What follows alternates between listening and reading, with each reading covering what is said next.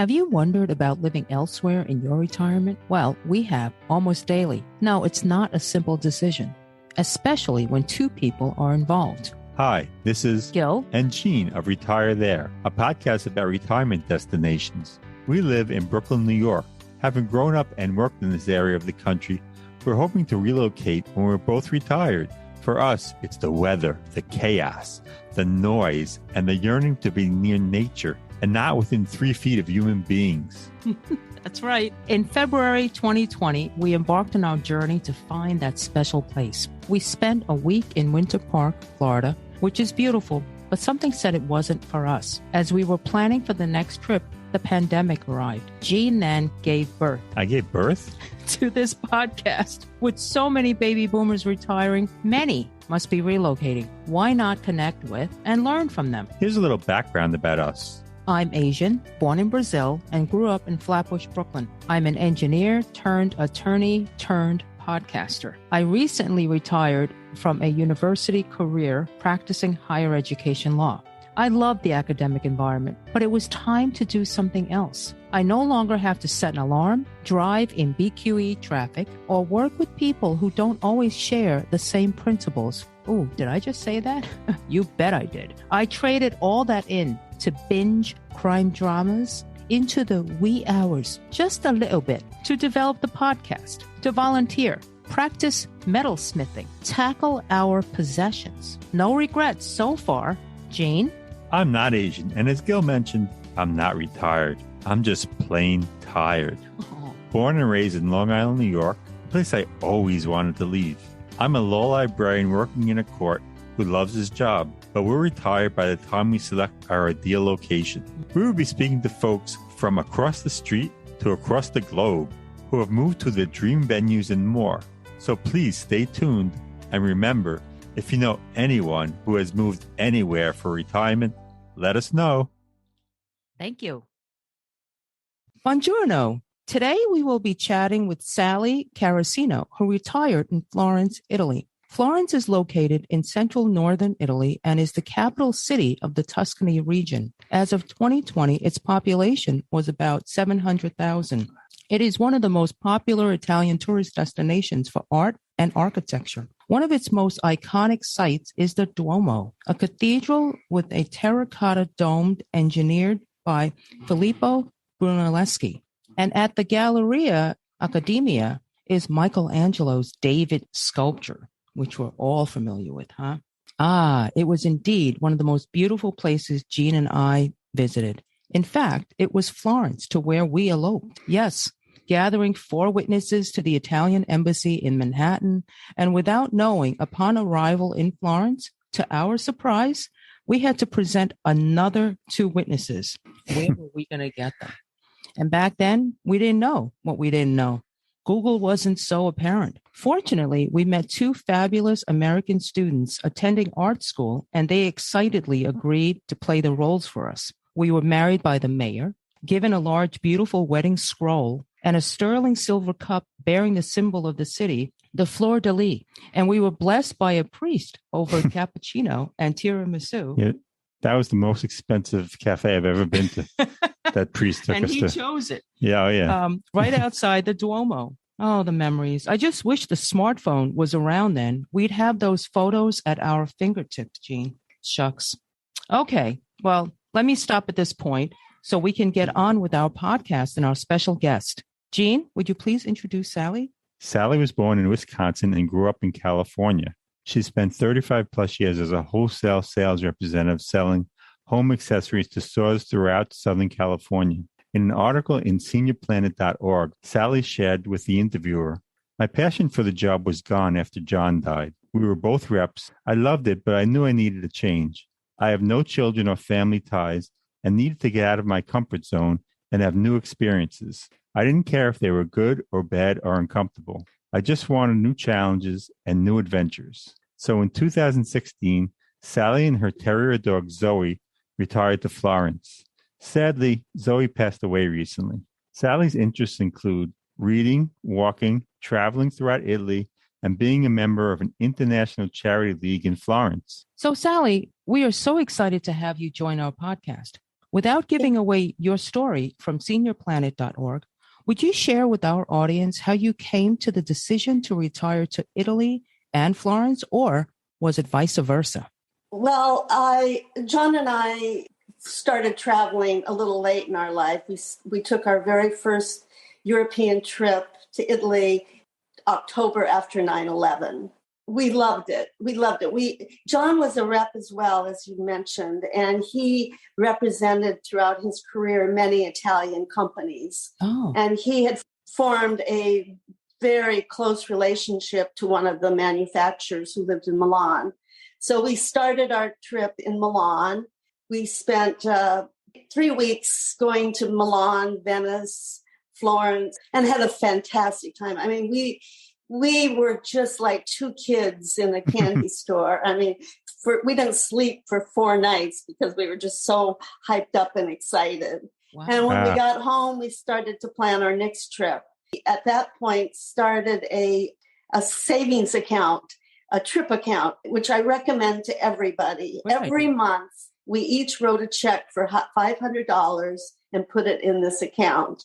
And so by the time our trip was happening, it was all paid for. We could splurge and do whatever we wanted with that, with that money. It was a good thing that we did. We took when the euro got really high, we went to Argentina.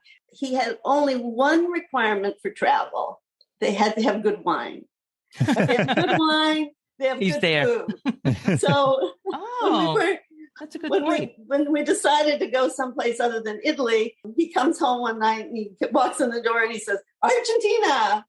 And Argentina has a very great wine region below the Andes. Anyway, so we traveled almost every year.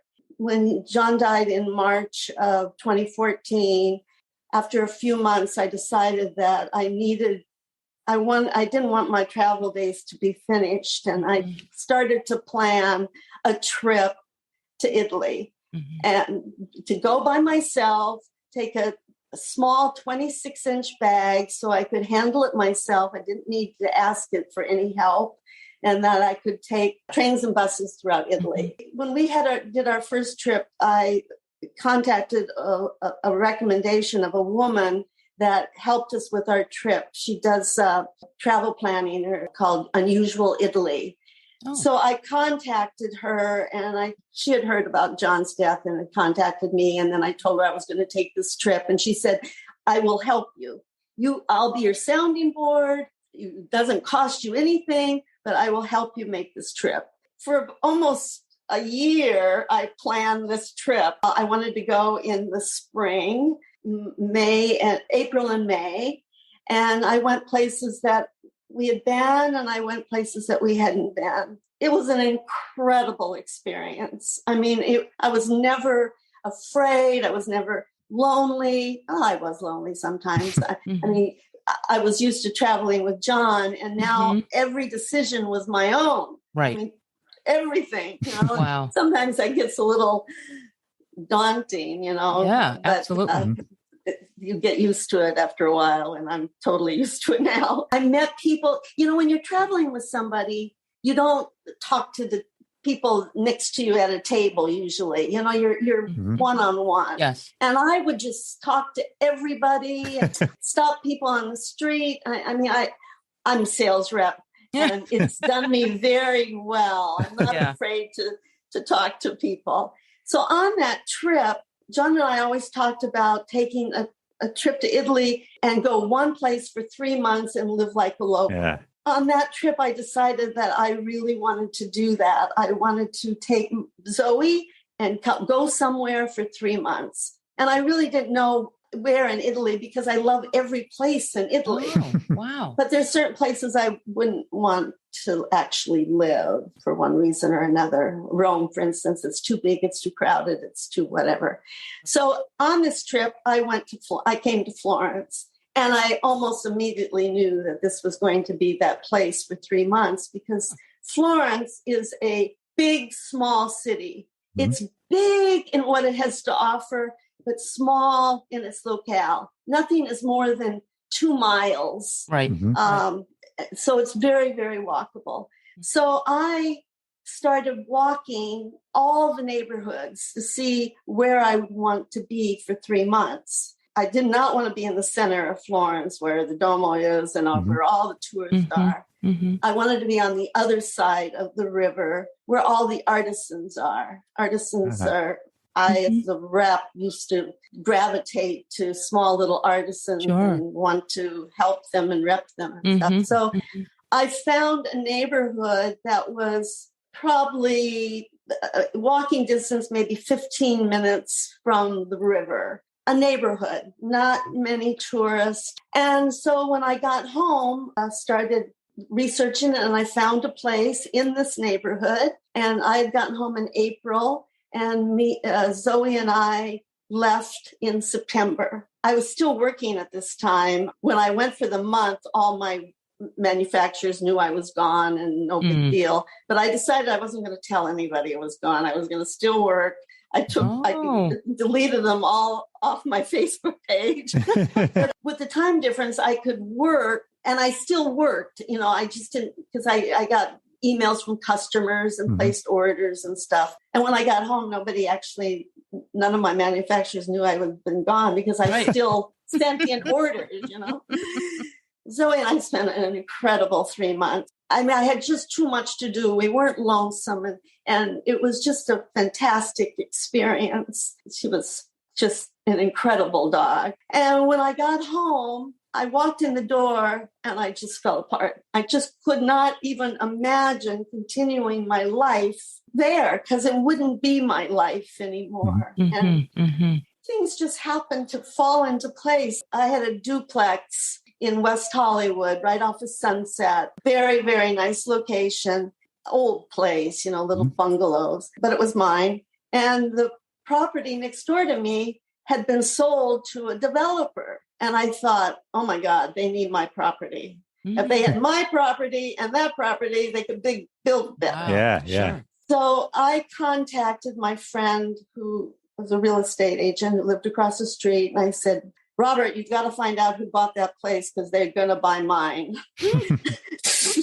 So he contacted him and said that, would you be interested? And they said, yes, we would be interested. Nice. Give us the price.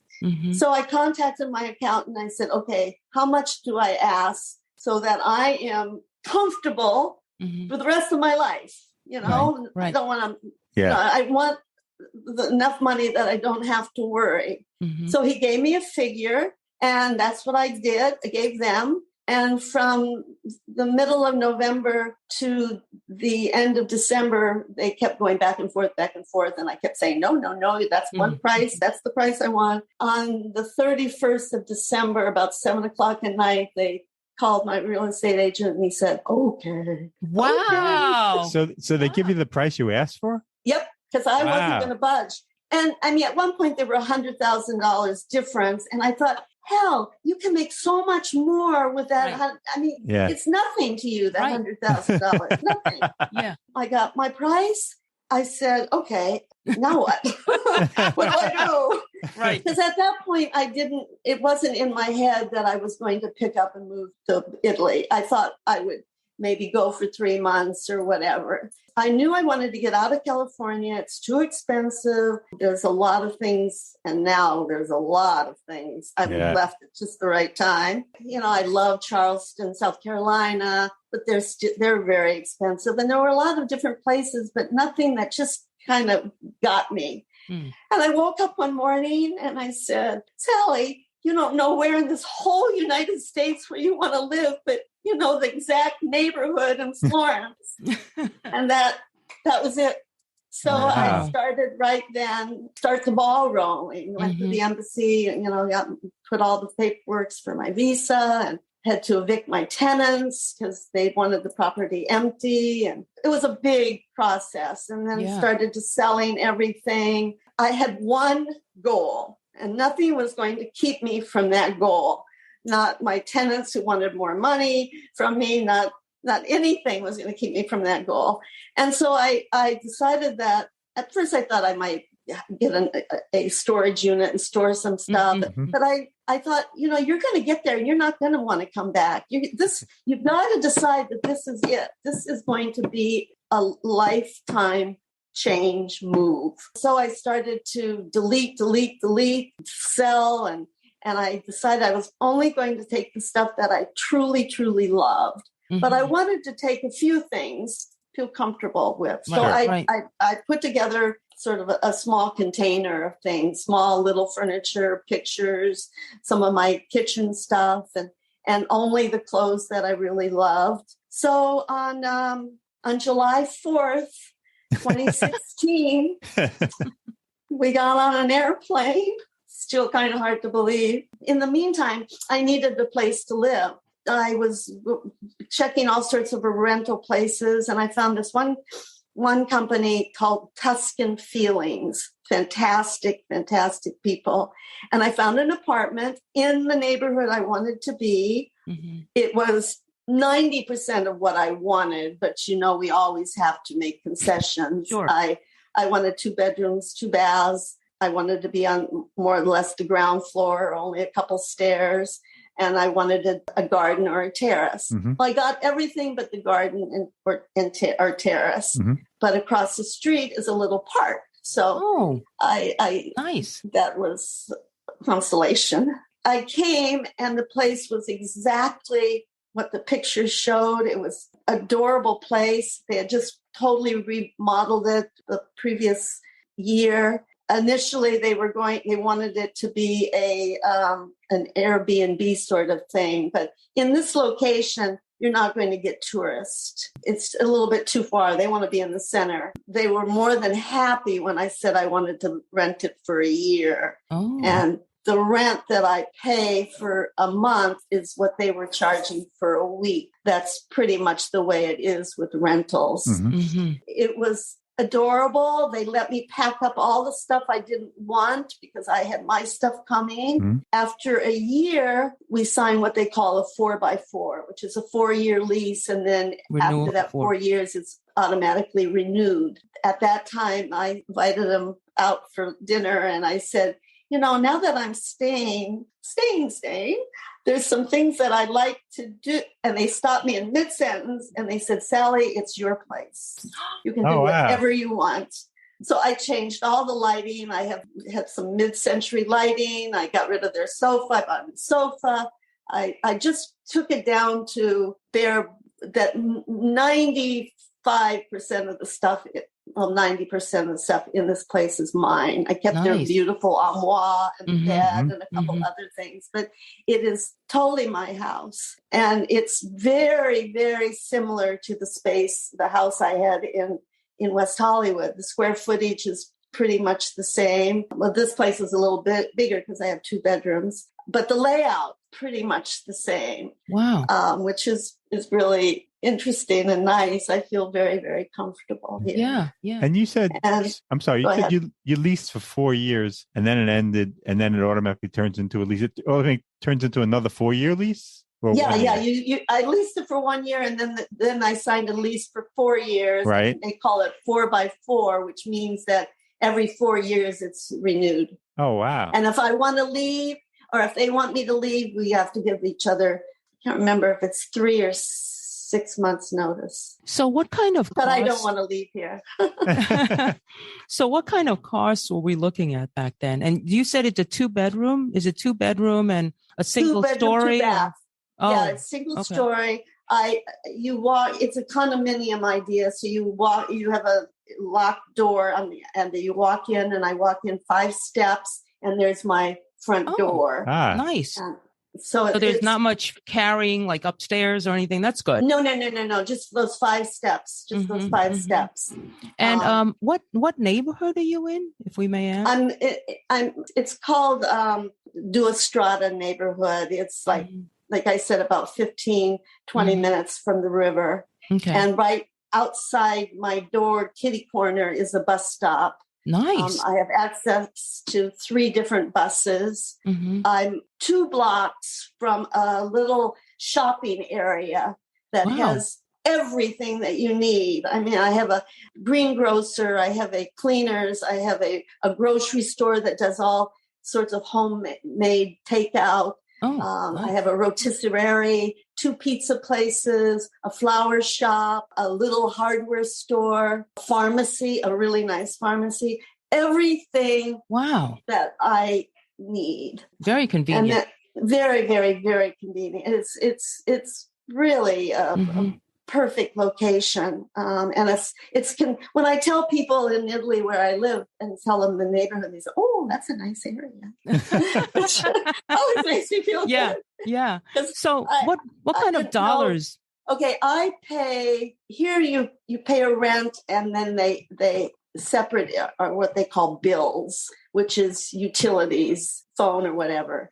And I worked it out with my landlord that I didn't want to get any of the utilities in my name and have to go through all that red tape and paperwork. So they get the bills, and at the first of the month, they send me copies of the bills, and then I add it to my rent. Great. Ah. Yeah, it works out really, really well. Easy, easy peasy, as they say. So I pay €1,250, which is about 14 something, a little bit less than 1,500, and then the utilities on top of that. Okay. And this place in West Hollywood would be 3,500. Oh, yeah, easy. sure, yeah. Yeah. For the audience, today we're recording in February. The dollar is $1.14. I mean, $1 to 1.14 euro. Right. I just wanted to make sure I mentioned that. So all you had to take care of was that one bill basically, and not worry about internet charges and all that stuff. Right. Okay. And at the very beginning, I was doing credit card, and then it changed after a year, and they wanted me to do a bank transfer. Here, bank transfers are very, very popular. Even with store owners and things, they like have much better than a credit card because, they have to pay the fees. I know in the United States, we don't usually do that, but here transfer is very popular. And I have a bank transfer through a company called TransferWise, and they just changed the name to Wise. And it's really, really easy. It takes me 3 minutes to do it. And if they're here in Italy, they get the money the same within minutes of my transferring. Wow. Okay. And I do transfers all the time with other things as well. And do you use the cost is really small. I go into the app.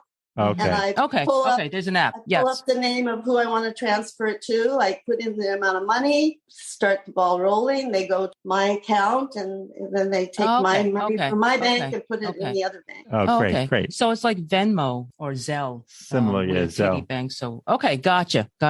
That is easy. And people prefer that because they don't have to wait and for those credit card issues. Right. Okay, great. Right. What about, you had mentioned you're near groceries and stores like that. What are the costs of your average, items, let's say? I'll let you give us an idea. Yes.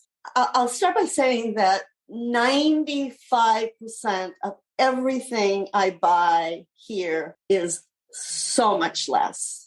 So much less than the United States in everything. Groceries are very, very inexpensive. When I first got here, I'd have this bag of vegetables and fruit, and he asked me for €5, and I said, "Wow, are you sure? Are you sure?" I keep always asking me, "Are you sure?" My first time I went to my vet, she charged me €60, and Zoe had an examination, she had X-rays, she had a blood test. It was €60. Wow. It would have been 250. Yeah. But groceries and wine is very inexpensive. We don't have the refrigerators like they do in the United States. Right. There's small refrigerators and small freezers. And the whole idea is to buy fresh. Doesn't spoil, and you buy regularly. I mean, if not every day, every couple of days. And you can buy exactly what you want, the exact amount. You can buy at the bakery, you can buy half a loaf of bread. Oh wow. Half of a baguette. At the greengrocer, I wanted some celery, but I don't use a whole stalk of celery. I just want to make a tuna sandwich. Well, he broke off a branch of the celery and sold me that. Gosh, that's amazing. Yes. Wow. That's so smart. There's no waste. Yeah. No waste. You can buy 2 eggs. Oh, wow. This is so great for the environment. You save money you save money because you buy what you can eat and need, and you don't have the waste, and you can get what you want. When I was at home after John died, I would want to make something, but it was too much that I'd have to buy. Right. And I didn't want to waste it, so I wouldn't buy it, Right. So I have a bigger freezer than a lot of my friends have. Some of them are just like, a foot deep, but mine is, I have 3 drawers, and I like that a lot because I like to freeze things, and have it handy. Things are very, very, very affordable. Okay. And so, and you decided to rent. Did you consider buying a place? No, I didn't, because I'm 73. I moved here when I was 68, made this change at 68, which I'm very proud of. Yeah. Congratulations. I don't have anyone I want to give it to. I don't want to tie up my money in buying a place. Sure. My rent is such a good price. I want to spend my money traveling throughout Italy, and I don't want to have the responsibilities of property. Buying I want less stress. Yes. Yes. Perfectly put. Yes. That's how I feel. Let someone else deal with the piping issue. But do you know how much a similar place in your area would go for sale? About $250. Oh, that's not bad. Wow. Okay. No. Prices. No. Prices are really. If I was to buy, I look at this one website, Gateway, that has places all over Italy, and I like looking at the places, and I look at some of the places sometimes, and I just can't believe how inexpensive they are. If you get out of the main cities and into the little villages, you can buy a nice place for under $200,000, 200,000 euro. Right. Yeah, because Florence is probably a lot more expensive than some of the other smaller cities, right? Yeah. Or less known cities, I should say. Yeah. So do you find that you cook more because you have to access? Yeah. Well, especially now, when I first moved here, Zoe and I went out to lunch every day. That was our thing. And I wanted to get to know the city. I wanted to find my special places. I believe when you go someplace to live, and even on a vacation, if you frequent a place, they get to know you. Yeah. And if you've been there 3 times, you're a local. And the idea that you walk in and they say hello, they recognize you.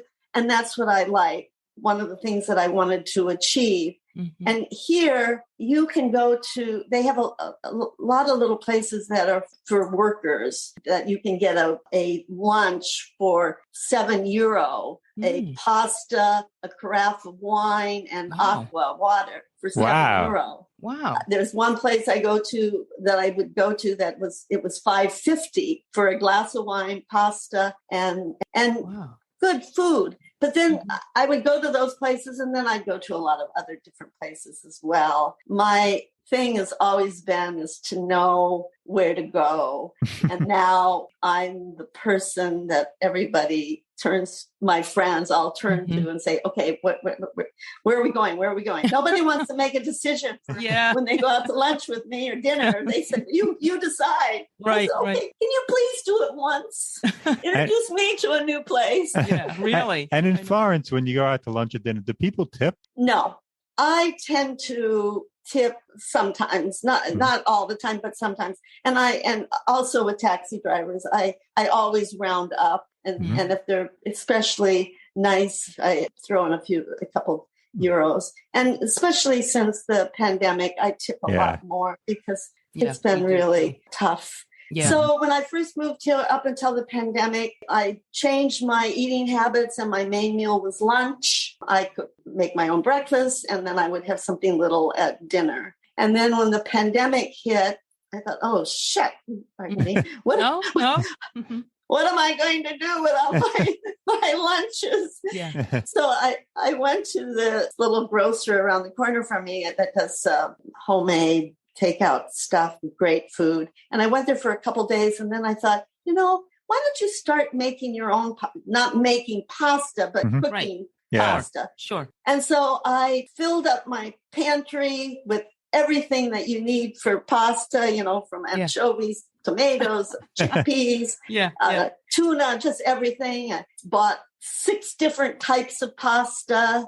Nice. I make pasta unless I go out to lunch with friends. I don't order pasta, but other than that, I have pasta every single day. Oh. And it's become a real fun thing, experimenting with new pastas. I go through a lot of recipes just to get ideas. And at the beginning, I did that a lot. But now I'm very capable of just opening my cupboard and saying, okay, let's do this and this and that. Oh, soon we're going to see a little Sally's Eatery. We're going to have check that out. Nice. But yeah, that has been, it helped me a lot through the pandemic because it gave me something to do, something to look forward to, spend a couple hours trying to decide and, making it and stuff. Well, before the pandemic, do you think, because one of my goals in life is not to have to cook, do you think it would be doable to eat at least one meal out per day? Is that affordable? Oh, sure.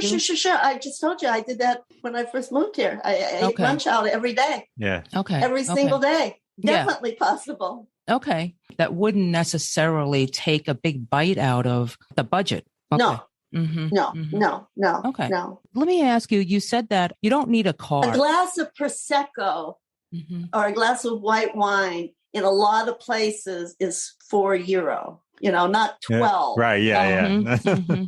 Right. No, we get that. Not Manhattan prices. Yeah. No, because I remember, some time ago, but we were in Italy. We went into a couple of places and we looked at the menus and I thought, okay, if we have this, we're not going to have a big lunch tomorrow. But maybe that was like in the touristy areas, so they get you. Yeah. I don't go to the touristy areas. There's a lot more places than that. Also, if you pick lunch as your main meal, lunch is cheaper than dinner. Sure. I just wanted to ask, so you don't need a car, it sounds like, because you get around by walking, that's right? One of the reasons I picked Florence, because I definitely did not want a car. I spent all my working years in a car driving, and I did not want a car. So now it's walking, bus, or taxi. Okay.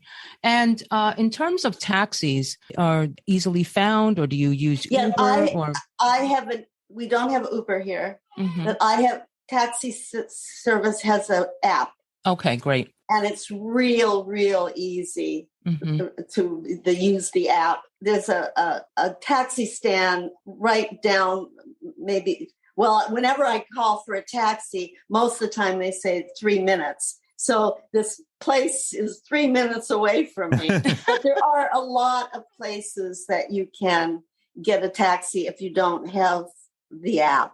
Right. And you're not supposed to hail a cab in Italy, right? I do. Oh, you do? They'll stop. Okay. For our audience members who have written to us about, being a single woman and wanting to move abroad, how did you gauge that in terms of moving to Italy yourself? Was Florence an area that you looked into, the crime statistics, or what would you say? I didn't look into any of that. I just went with my gut. And I've never been afraid 1 second. I don't go out late at night to the centers, but I'm you have to be smart, but I'm not. And all the traveling in 2019, Zoe and I went on 14 3 to 4 day train trips throughout Italy. Wow. Nice. Yes. All over. I mean, north to south, none of the places that I ever afraid. But I'm not a nervous sort of person. Some people worry about everything and maybe they would be afraid. But for me, I felt more comfortable here than I do in the United States. Well, you also lived and worked in LA, so you're probably street smart. But I was always in my car. Well, that's true. That's always on the highway. Yeah.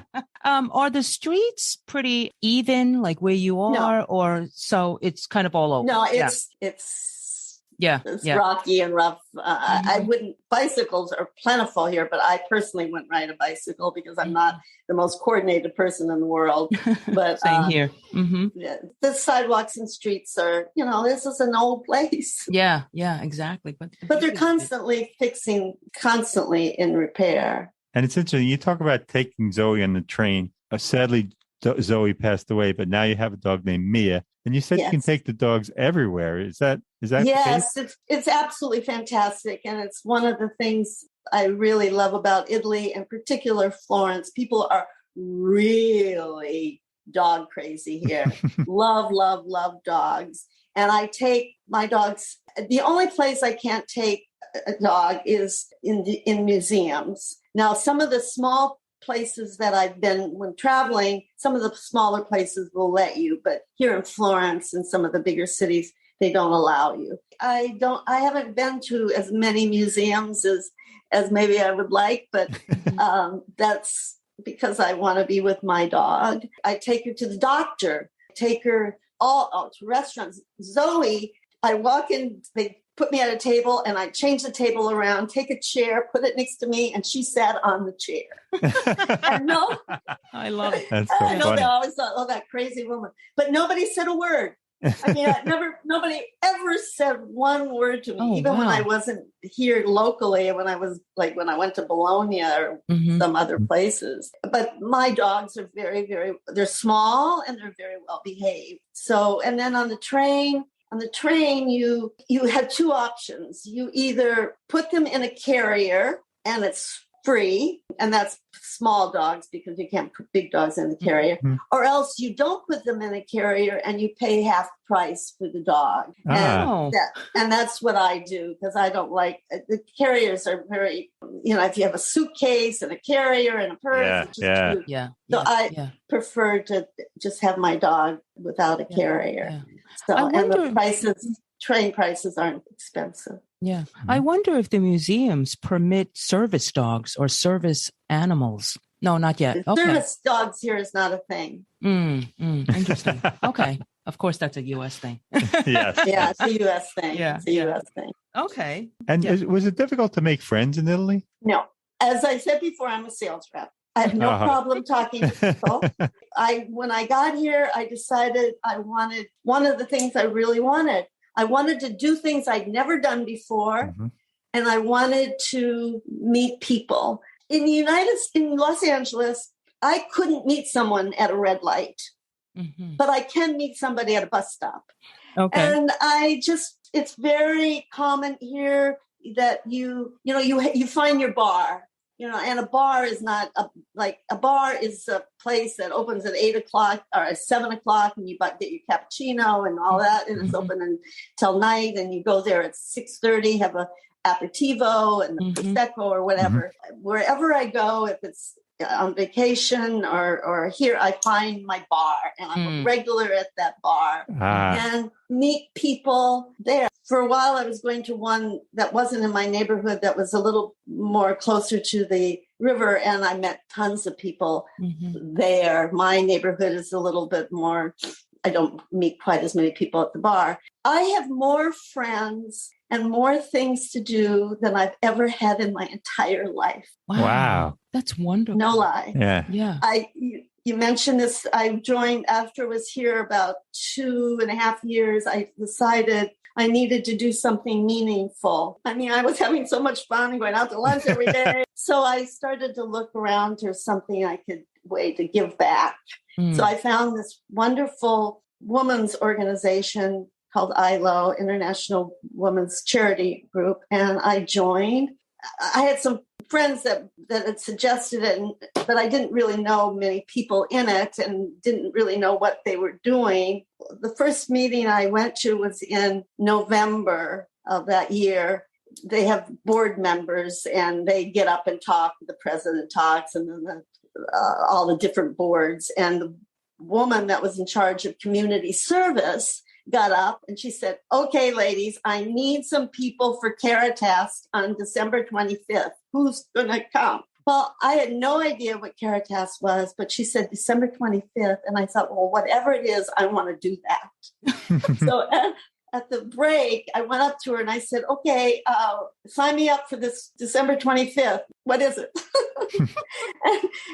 and Caritas it's run by the Catholic Church. And it's for homeless and people, and they come there to eat. Every day of the year, they serve meals from 11 to 1 o'clock. Ah. We, as a group, had committed to once a month for 4 people. Nice. Well, she was having trouble filling those 4 spaces. I went every month. Mm-hmm. And then finally, they asked if I would take it over. And so I decided that I needed to do something to get some excitement about it. So I devised 2 things. We started going at 9 o'clock, and we'd go downstairs and we'd chop vegetables. And then we would go upstairs at 11 and serve meals. Mm-hmm. Well, a big majority of our women are older, and that was an awful long time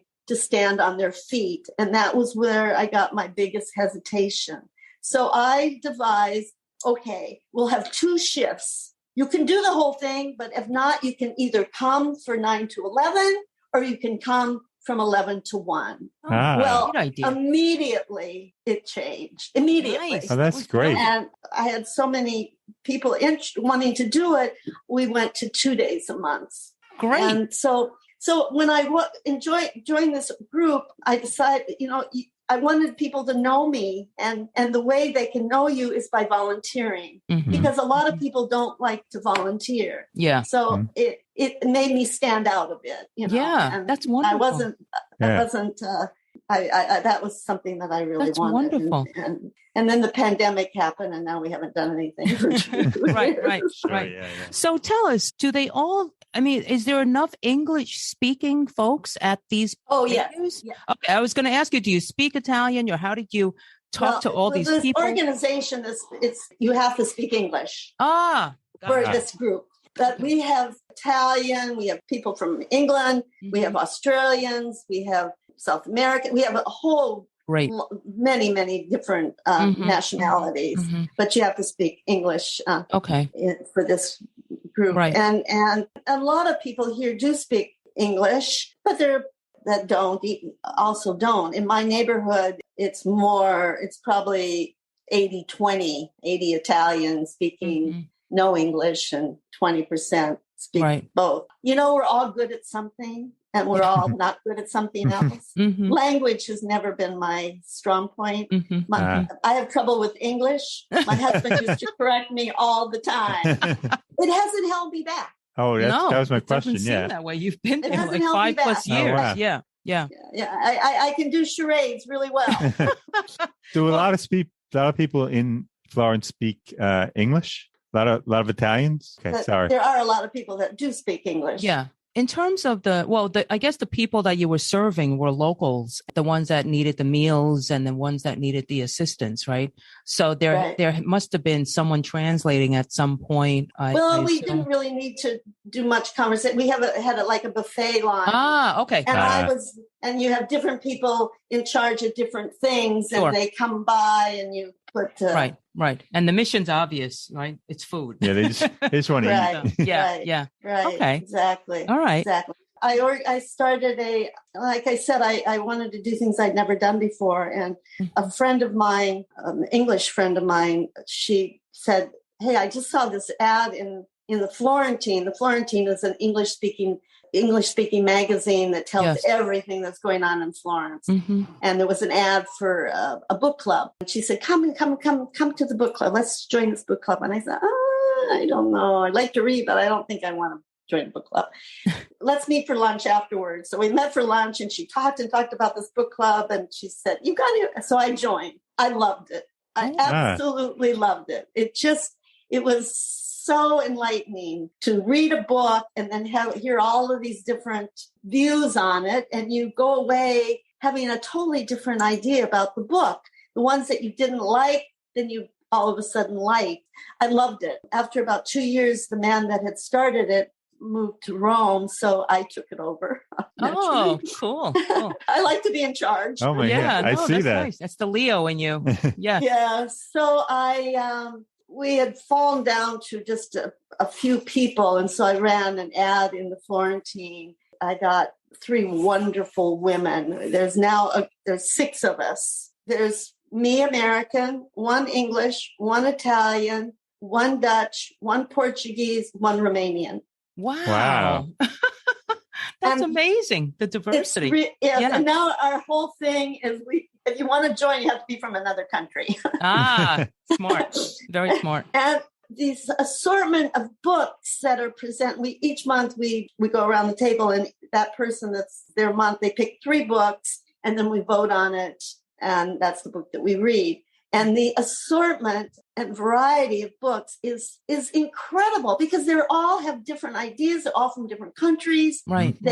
We only read books that are in English, translated, obviously. Yeah. But it's one of my very, very. We meet the first Sunday of the month from 10:30 to whatever 12:30, 1:30, and we just talk about the book and we talk about other things. They're very smart women. They make me Oh, but that's so nice. So it's so enriching. And oh my God, it is. And when you first went there, were there any kind of expat groups that you connected with to learn about things or? Well, I belonged on Facebook, Friends in Florence and that sort of thing. And when I did first get here for about the first year, people would post things. I think I posted something, I'm here new and I'd like to meet people. And so for a year, I would meet up with a lot of different people for coffee. Some are still friends and some aren't. You like some people and you don't like others. But it was really important for me to meet as many people as I possibly could. Sure. Can you talk about the visa process when you got there? What kind of visa you got? And I assume that now that you're there longer, it's a different one. I got the visa when I was in the United States. I got the visa for retired. Okay. And it's the easiest one to get. You have to prove that you are financially able to support yourself. And they require that you show that you can, I think it's €3,500 a month or something like that. The hardest ones want to work here because they don't want people to come in and take the Italians' job. Sure. So you get the visa, and once you get here, you have to go to register, and then every year you have to go back and fill out paperwork for what they call permiso soggiorno, permit to stay. They love paperwork. I was used to that because John and I got married here as well. And when we got married here, it was a ton of bureaucracy that we had to do. Yeah. So did we. Yeah. But I desperately wanted that Italian marriage license. So we did it. And once I did all that paperwork and came here to get married, I said to John, I can do anything now. If I did this, I can do anything. So I knew that there was going to be that thing always with paperwork. But I have this friend of mine that I mentioned that helped me with my trip to Chile, who has this company, Unusual Italy. Okay. Unusual Italy. Remember that name. And whoever wanted a trip plan. Okay. And now she does Unusual Italy weddings. Oh. And she knows everything and knows where to get anything. And she has become she's my best go-to friend. Yeah. She's my mother and sister that I always wanted to have. So she helps me along the way. Are you still on the retired visa, or because I know? Okay. Yeah, you just get the one visa, and then you get this other permiso soggiorno every year when you're here. Oh, okay. It's not what they call a visa. Yeah. And then just last year I got my residency, so I have a resident. I'm a resident. I don't live in Florence. I'm a resident of Florence. Yeah, nice. Cool. Very Which is great because now when I travel, I don't have to carry around my passport. I just show this residency. Nice. All right. And is that after 5 years, or when did that kick in? About a year ago. So I guess it was 5 years. And what about banking? Things like that. Do you keep your... Well, I keep my American bank account. I mean, my money is all in the United States, and my accountant there is my power of attorney. Okay. And he handles all my financial stuff. But I do have a bank. I got a bank account here right away. The rental agency that I they require use, they introduced me to them, and because you just can't walk in and American open an account. You have to be introduced, and so I have money in a local account just Okay. hate to say it. Okay. Mhm. Wow. I didn't know about that. That's amazing. Yeah. But I Okay. use the ATM. Mhm. Great. What about healthcare? They have a national health care. I don't have it. Mhm. I have preferred to go private. The wait with the healthcare system can be long, and you don't have the choice of as many doctors. Mhm. So I go private. The costs are so much less. I've had some health things recently, so this is a topic I'm very familiar with. I had a test that cost me €800, excuse me, €800. And I Googled it, and in California, it would have been 4,500. Wow. Doctor's appointment was €72. X-ray, €70. Right. Some doctors, the first time you go, they don't even charge you. The first time I went to the dentist, he said, no, not this time, next time. And Tuscany has one of the best health systems in all of Italy. Just above us is Milan. Tuscany is known for their fantastic healthcare. Italians are very, very health conscious. I have some of the most remarkable doctors. I mentioned that I had this test, and my new doctor of mine gave me the test. I met him at the hospital, and then he was going to take me in his car to the taxi stand. I was going to take a taxi home. Well, as we're walking down the hall, I slipped. Oh my goodness. On my right side. He was walking way ahead of me, and he turns around and comes back, picks me up, and I couldn't put much pressure on that leg. So he helps me out to his car. And then when we got to the taxi stand, I was having a hard time managing to get out. And he said, you need to have an X-ray. He said, I don't want to do it here at the hospital because the emergency will be crowded. It'll be a long wait. I'll find some other place for an X-ray. So he went through his Rolodex and started. There's lots of places here where they give tests, blood tests and X-rays. So he started calling these different places. Oh, One wanted to take me the next day. One wanted to take me that evening. Well, he wanted it immediately. So he finally found one that would take us. Wow. And it was right outside of Florence, a place called Scandici, which was about 35 minutes away. So he put me in but he started, and we went there, went out and got a wheelchair, wheeled me in. He got me, I had my tests, the X-ray. He made an appointment for me for the next day for an orthopedic. And then he took me home and took me in and put me on my sofa. Wow. What? Oh my God. Now that's like service. This is like concierge. Is that incredible? That's incredible. Amazing. I've never heard of this. It's so nice. That is so my caring. Orthopedic doctor, she's adorable, and she's so accomplished, and she so much loves her job and so proud to be an orthopedic doctor in a man's field. Most orthopedics are men. Yeah. And so I am laid up. I have a hairline fracture up near my hip. And I can't put any pressure on my leg for 35 days. Oh, wow. And my next appointment is March 5th. And that's when they'll do an X-ray and to compare. Okay, so what do I do? When I was at this place for the X-ray, a woman came in who ran the place, and she ends up being my neighbor that lives down the street. What a coincidence. Yeah.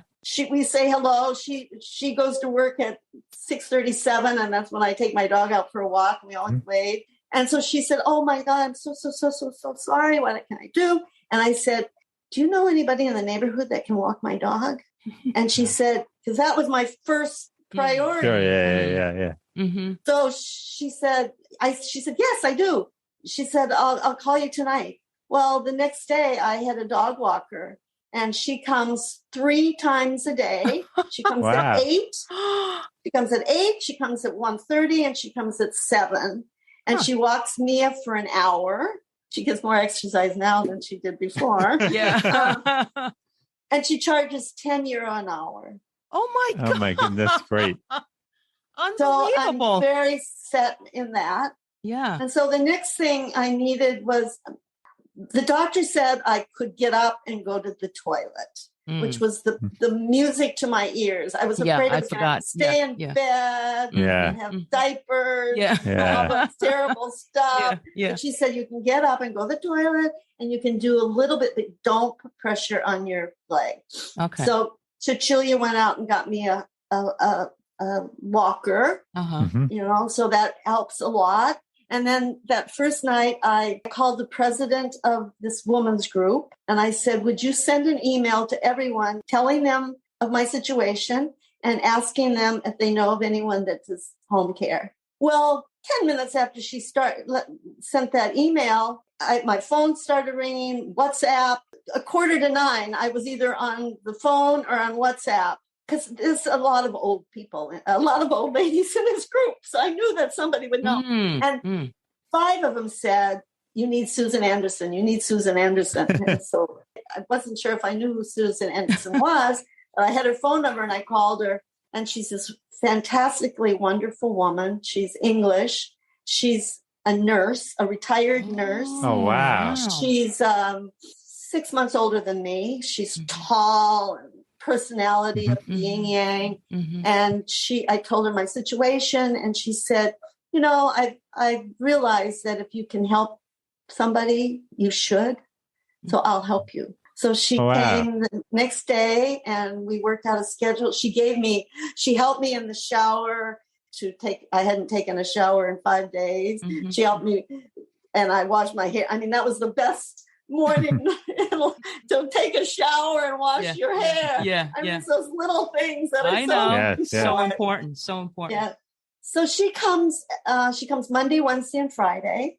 I help see each time with a shower. She does some things around the place if I need something that's up high brought down or whatever. And then she started bringing me food. Nice. And so she the other day she brought me chicken curry with mango, peas, and potatoes. She's brought me tomato soup, potato salad. I'm getting hungry. Asparagus quiche. Almost everything she brings is 2 meals because I'm not a huge eater. When there's darkness, there is some light. And I have been so fortunate to have all of this help and attention. Last week, 2 women came over, brought me lunch and stayed for a couple hours. Next week, I have somebody coming Monday, Wednesday, and Friday for lunch. Oh, that's so great. You bring the paninos and I have the wine. Oh, that's so funny. Well, good for you. Wow. These people sound so nice. Yeah, you wouldn't get that in LA. No, I wouldn't. Well, people are so into themselves, Yeah, exactly. Yeah. Exactly. I have a question. In Los Angeles, it takes a minimum of a month to organize somebody to go out to dinner. That's true. That's a good point. I have a question back to your health insurance. So you said you purchased health insurance. Did you purchase just catastrophic health insurance? No. Oh. So it covers everything. It's for everything. Yeah. Right. I haven't gotten the Italian health care yet. Right. But I'm going private. But you didn't purchase catastrophic. You purchased the regular health. It covers everything. I haven't purchased any health care. Oh, you haven't purchased any health care. No, I haven't. You just pay out of pocket. I pay out of pocket, private. Gotcha. Okay. Okay. I'm going to eventually get it. Okay. So Sally, tell us, where is the nearest international airport? Florence. Okay. Oh, yeah, Florence. Flew LA, Frankfurt, Florence. Okay. Okay. Because when we flew, it was so long ago, we had a connection. We didn't fly into Florence. We flew into Rome or Milan, probably. Milan. Yeah, Milan. That's right. No, you can fly directly to Florence. Oh, that's great. From the U.S., can you fly directly to Florence? No, I said. Frankfurt. Los Angeles, Frankfurt, Florence. Frankfurt. Okay. Getting to the airport is a short distance, so you just take a taxi. Right. I haven't been to the airport since I got here. So. Oh, wow.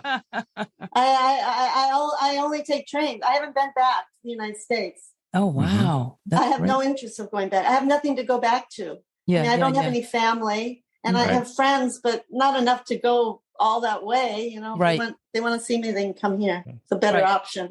That is a better option. I know you said you traveled around Italy. You have interest in traveling to other countries in Europe?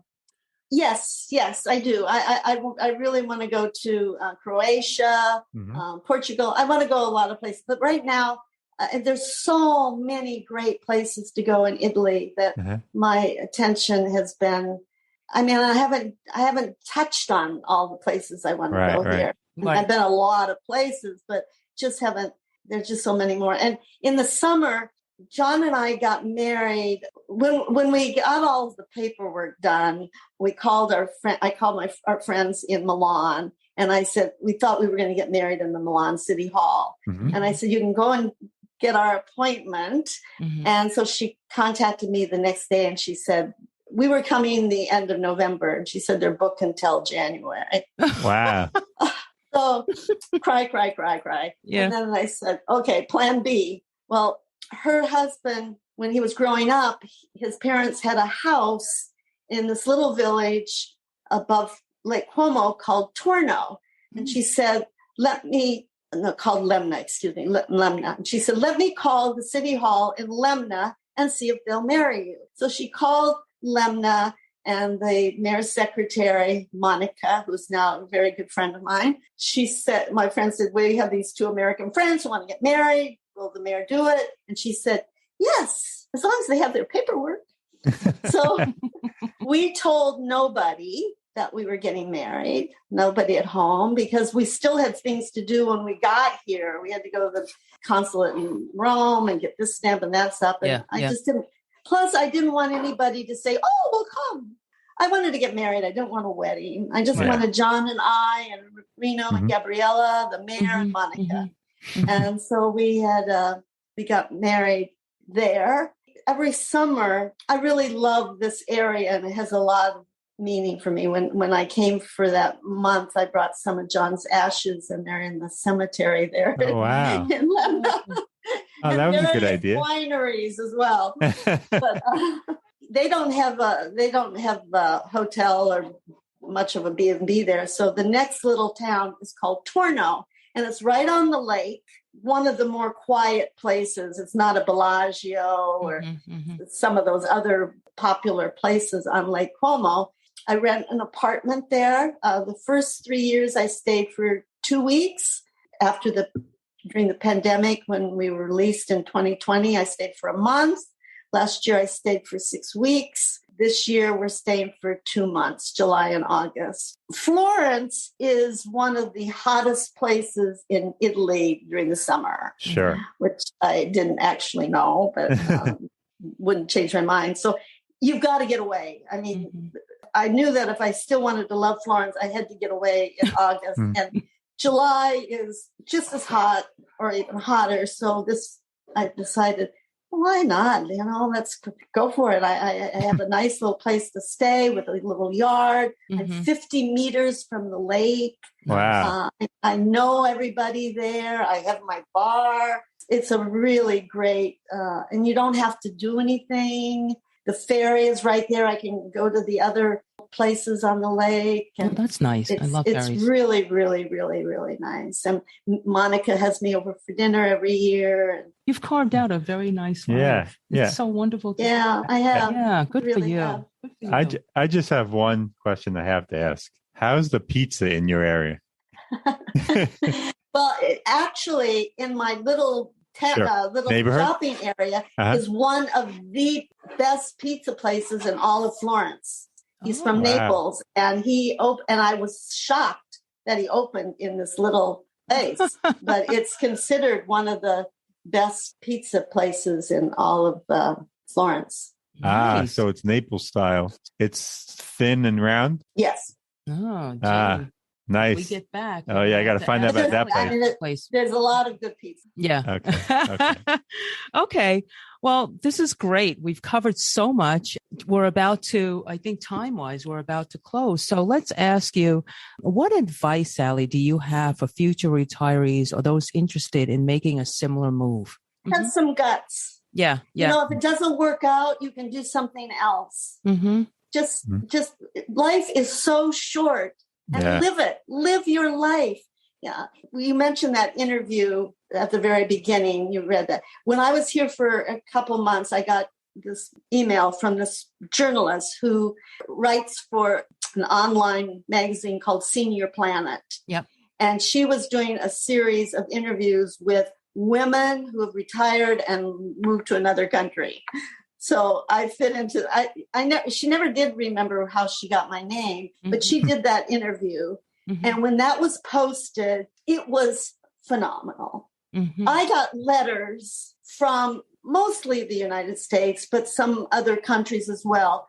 Hundreds of letters. Wow. Of women telling me how I inspired them. And I mean, I cried a lot of these letters. And so many of them said, well, when I come to Florence, can we meet? I said, of course we can meet. Well, I had lunch with probably 30 different people. Wow. Yes. That's amazing. I mean, that was such an incredible boost to my... Yeah. And I thought, well, maybe that's my purpose, you know? Yeah. And then when this Dream of Italy program came up, she found me through this interview. And then she wanted to do 3 celebrities and 3 normal. When that started to air, I got contacts from that. When the first interview happened, an Italian journalist contacted me, and she was doing pretty much the same thing. And she asked if she could reprint it in Italian. Oh, so I was nice. very proud to have that done. So. Yeah. Well, we found that article to be really helpful. Yeah, that was very helpful. For anyone interested in that path, absolutely. And we're going to list the article in the show notes of the podcast, so people can see all the steps that were taken. You covered all the areas. That gave us such an impetus to cover some of these areas with you. And I'm glad we delved into that. Okay, great. Well, Sally Carrocino, you've been wonderful. Oh, thank you. It's been fun. Really fun to meet you. Thank you so much. Yeah. And we appreciate the time that you've spent with us. And we wish you and Mia all the best. Thank you. All right. Okay. Ciao. Take care. Ciao. We'll be in touch. Bye-bye. We hope you've enjoyed this episode. If you know someone who's relocated for retirement and wishes to share their story with us, please reach out to us. We'd love to hear from you. Our email address is gg@retirethere.com. Our website is retirethere.com, and you may follow us on Twitter @retirethere_. Now, if you've liked our show, please subscribe and rate it in Apple Podcasts. In the meantime, be well.